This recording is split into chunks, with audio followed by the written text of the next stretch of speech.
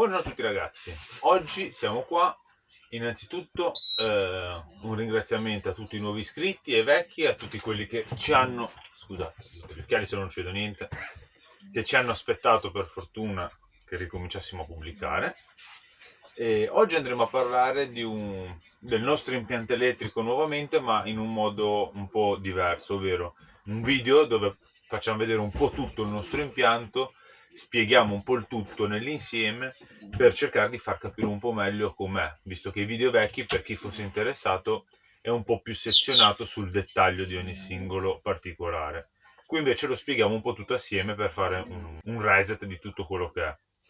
E innanzitutto diciamo anche che questo qui è un video di un impianto su un camper, ma adatto anche a case per renderle off-grid, questo nuovo termine ora che si usa, nel senso che non si volesse stare agganciati alla rete 220. Con questo impianto, come noi lo facciamo in un camper, si può fare anche in una casa, sempre logicamente con determinati limiti e determinate caratteristiche, nel senso comunque il sole è quello che ci genera la corrente, qui anche l'alternatore, ma l'autonomia poi sono le batterie che, per quanto grosse, belle, funzionali, hanno un limite anche loro. Quindi ora, prima di partire col video, vi ricordo che se non l'avete ancora fatto, iscrivetevi al canale attivando la campanellina per ricevere le nuove notifiche dei nuovi video che usciranno.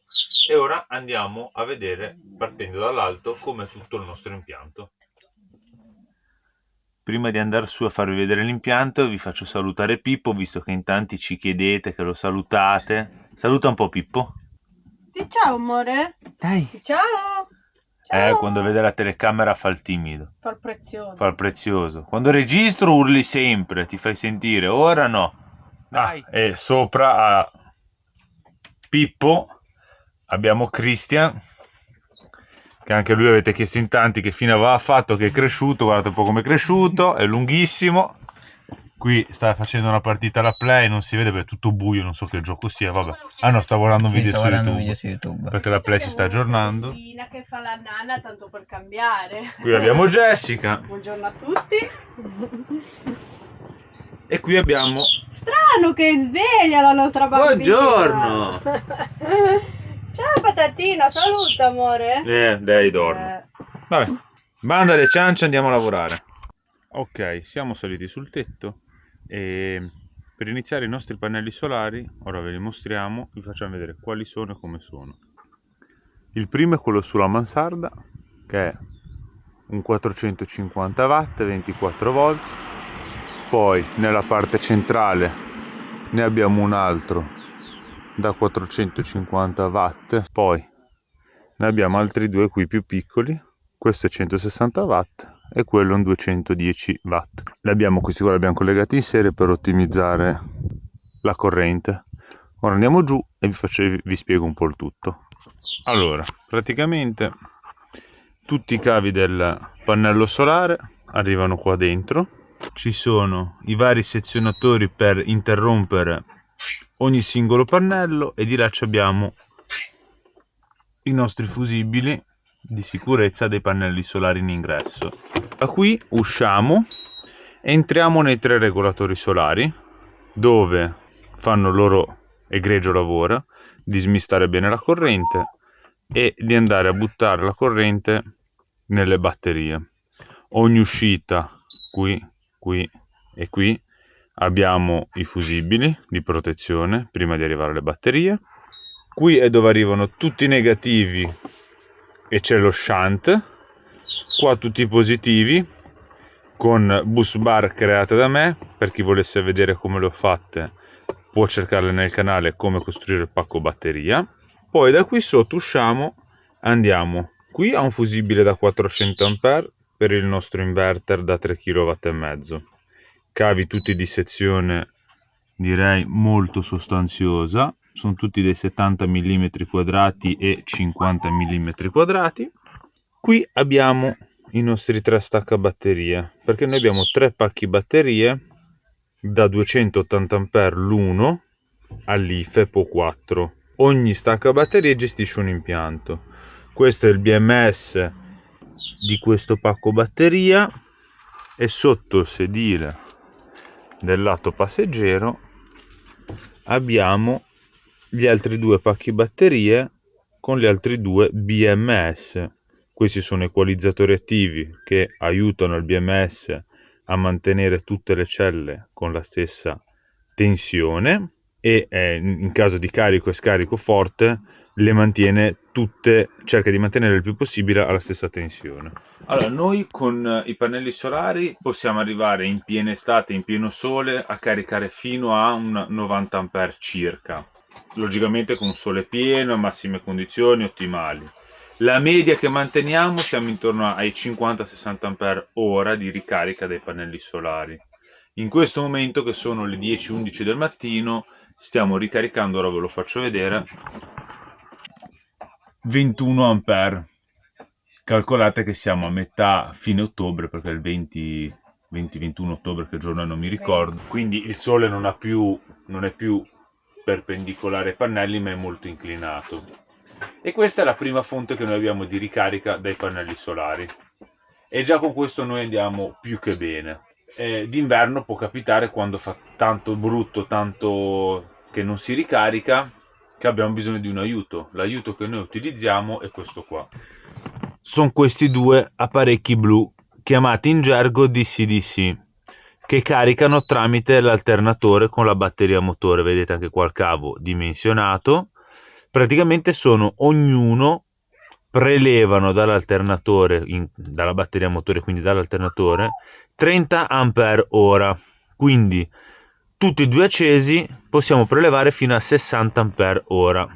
Io, perché sono un po' fissato, li ho collegati con un interruttore che li posso accendere e spegnere come quando voglio, e accenderne anche eventualmente solo uno o solo l'altro o contemporaneamente. Non mi serve ricaricare tanto, ma voglio dare un po' di corrente, ne accendo solo uno e quindi non vada a incidere tanto sull'alternatore o comunque anche sui consumi, perché utilizzandolo quando si è in movimento ci rende conto, quando si accendono, che il motore comunque sono 60 ampere che l'alternatore deve generare solo per loro, va un po' più sotto sforzo, e abbiamo notato che su un pieno ci sono 60-70 km di differenza, accendendoli tutti e due, mandandoli in funzione bene tutti e due. Poi, che altro farvi vedere? Questo è la fusibiliera nuova, che io ho eliminato l'arsilici che c'era originale perché faceva letteralmente schifo. Per chi fosse interessato, che monta centralina arsilici, può andarla a cercare nel canale. Ho comprato questa, 20 euro se non ricordo male, su Amazon, tutto sezionato, tutto il cablaggio nuovo, e almeno sono tranquillo di quello che fa. I livelli dell'acqua, della batteria e quant'altro, di quello farò un video dedicato, perché almeno chi è interessato posso spiegare meglio come funziona il tutto. Ok? Ora vi faccio vedere anche, sempre DC-DC, il collegamento, che dalla batteria motore vanno ai DC-DC. Dai DC-DC escono, vanno sotto fusibile, e io non risparmiare, per risparmiare a livello di spazi di cavi, ho fatto due bus bar, un positivo e un negativo, dove entrano due positivi e ne esce uno il doppio di dimensioni, in modo che allo shunt che avete visto prima arriva solo un positivo e solo un negativo, se no erano 2 e 2 e non c'avevo più spazio.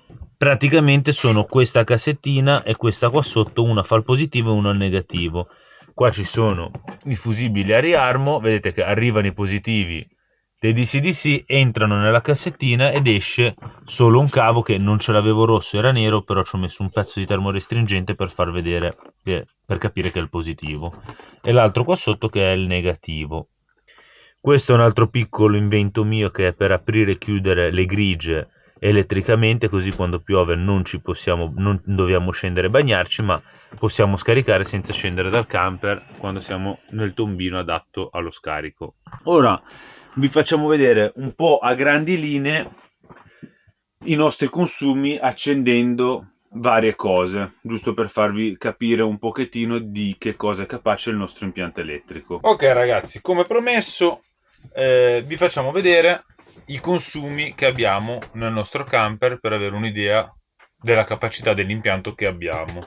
Ora, in primis andiamo ad accendere la piastra induzione, e vi facciamo vedere, qua vi lascio da qualche parte a sinistra o a destra, lo schermo del battery monitor dei consumi che ha la piastra a induzione. Allora, questa è la nostra piastra a induzione. Ho messo 2 pentole con un po' d'acqua dentro. Ora le andiamo ad accendere. Ne accendiamo una, mettiamo a 9, massima potenza. Potete osservare che questa qua sta prelevando 65 ampere dalle batterie, 64-65, più quella un 30 ampere dei pannelli, sono altri 3, sono 6 e 3, 90, quasi 100 ampere. Ora accendiamo anche l'altra, sempre a 9, e possiamo notare che scendiamo a 280 ampere più 30 dei pannelli. Quindi siamo a 3 kW e 4, 3 kW e 6 e 7, superiore alle capacità dell'inverter, però regge senza problemi. Questo è quello che consuma la piastra a induzione. Avete visto che l'acqua già stava bollendo. Qua abbiamo Pippo che vi saluta, che fa il monello, birichino. E intanto sentite il rumore. Sono le ventole dell'inverter, perché avendolo mandato in carico profondo, scaldandosi lui internamente, si attaccano le ventole di raffreddamento. Ora andiamo ad farvi vedere il consumo del boiler che abbiamo. Noi abbiamo un boiler elettrico 1500 watt, uso domestico 15 litri. Lo accendiamo e vediamo i consumi che ha. Ok, ora lo abbiamo acceso e come potete notare abbiamo all'incirca 1100 watt di consumo più i 400 che arrivano dai pannelli, quindi siamo a 1500-1600 watt. Questo è quello che consuma il boiler elettrico. Calcolate che bisogna sommare a questo consumo che abbiamo in questo momento la PlayStation, la TV, le luci, il frigorifero, il computer che è sotto carica, tutti i vari LED delle TV, barra surround, il router wifi, cioè ci sono anche altre cose che nell'insieme comunque anche loro hanno un consumo. Ora vi faccio vedere il consumo del forno, così almeno avete anche un'idea di quello. Ok, come voi sapete noi nel camper abbiamo un forno uso domestico e come abbiamo detto questo può essere un impianto anche off grid di una casa magari di campagna che non ha la rete 220, quindi si può anche sopportare ad accendere un forno. Chiaro, tutto assieme, forno, induzione, boiler, non reggerebbe il nostro inverter e comunque diamo un carico molto importante alle batterie. Però uno alla volta, nel senso, se cuciniamo una torta e poi cuciniamo la cena nell'induzione, non c'è nessun problema. Ora vi mostro il forno da casa. Questo è il nostro forno da casa. Andiamo ad accendere la temperatura, andiamo ad accendere sopra e sotto ventilato. Apriamo perché dentro ci sono le pentole, se no andiamo a rovinare qualcosa. E come potete notare abbiamo in questo momento un 147 A, sono 1800 watt, più sempre i 400 watt che stiamo prelevando dai pannelli. Quindi andiamo a 2002 perché sono 2000 del forno e 200 watt che abbiamo in giro per il camper, come dicevo prima. Quindi questo è il consumo che abbiamo del forno. Ora, visto che già che ci siamo, vi faccio vedere anche la macchinetta del caffè che abbiamo e vediamo il consumo che ha. Dovrebbe essere 1200 watt, però controlliamo perché non ricordo bene. Lavazza a modo mio.